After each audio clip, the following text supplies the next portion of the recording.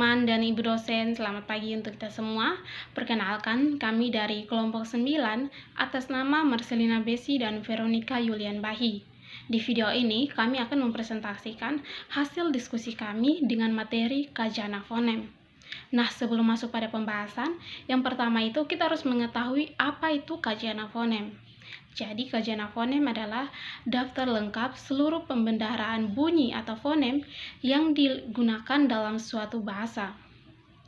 Poin yang pertama itu kita akan mengetahui apa saja jenis-jenis Kajana Fonem dalam bahasa Indonesia. Dalam bahasa Indonesia ada 4 jenis fonem yang dikenal, yaitu ada vokal, konsonan, diftong, dan juga kluster.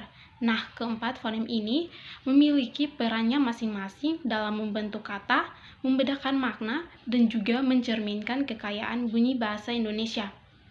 Yang pertama, fonem vokal. Fonem vokal adalah bunyi yang dihasilkan tanpa adanya hambatan udara. Ada 5 bunyi vokal yang dikenal, yaitu ada bunyi A, I, U, E, dan juga O. Selanjutnya ada fonem konsonan. Nah, fonem konsonan ini adalah bunyi yang dihasilkan dengan adanya hambatan udara pada artikulasi. Contohnya itu ada bunyi B, C, D, K, M, dan sebagainya. Dan yang ketiga itu ada fonem diftong. Fonem diftong ini adalah gabungan 2 vokal yang ada dalam satu suku kata yang diucapkan secara berurutan.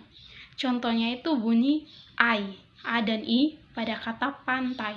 Dan ada juga bunyi AU, A dan U pada kata pulau. Nah, ini fungsi dari fonem diftong ini adalah untuk memperkaya variasi bunyi dan juga menambah nuansa khas pada sebuah kata.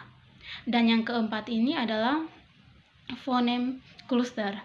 Fonem kluster ini adalah gabungan 2 konsonan atau lebih yang ada pada satu suku kata. Nah, contohnya itu ada bunyi G dan R pada kata gratis, dan juga bunyi TR pada kata truk.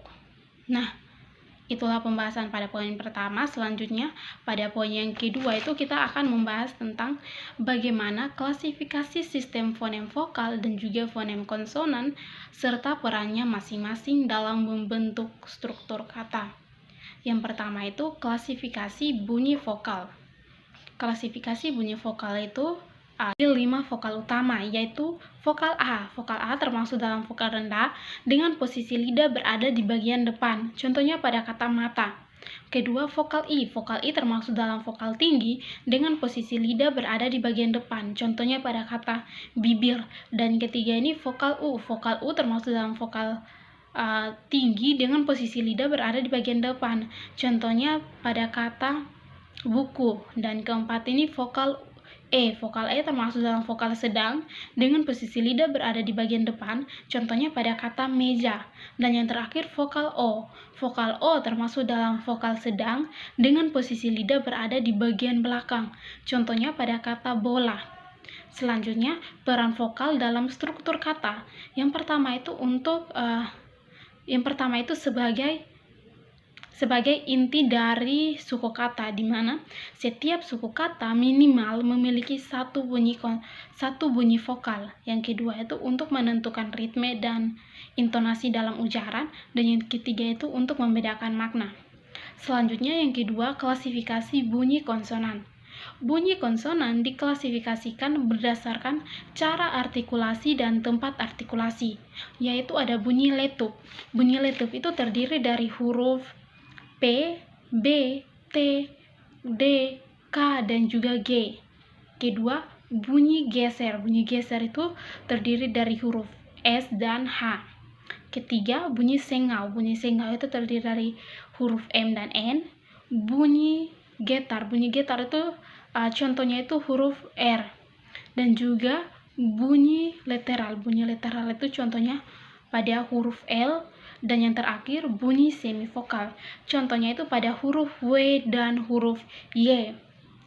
Nah, selanjutnya lagi tentang peran konsonan dalam struktur kata. Yang pertama itu sebagai pembatas dan penghubung antar vokal. Yang kedua, membentuk kerangka kata sehingga kata itu tidak hanya berupa deretan vokal, dan yang terakhir itu sebagai pembeda makna. Nah, materi selanjutnya akan dijelaskan oleh teman saya. Baik, selanjutnya saya akan menjelaskan variasi fonem vokal dan konsonan dalam bahasa Indonesia dipengaruhi oleh dialek bahasa daerah serta apa saja implikasi terhadap bahasa Indonesia standar. Yang pertama, pengaruh variasi fonem vokal. 1. Pengaruh dialek. Dialek Jawa contohnya seperti vokal A sering terdengar lebih terbuka, misalnya kata bapak diucapkan dengan kata A yang lebih panjang. Yang kedua, dialek Betawi atau Jakarta. Vokal E sering bergeser menjadi E lebih terbuka, misalnya meja terdengar seperti meja. Yang berikutnya, dialek Bugis atau Makassar.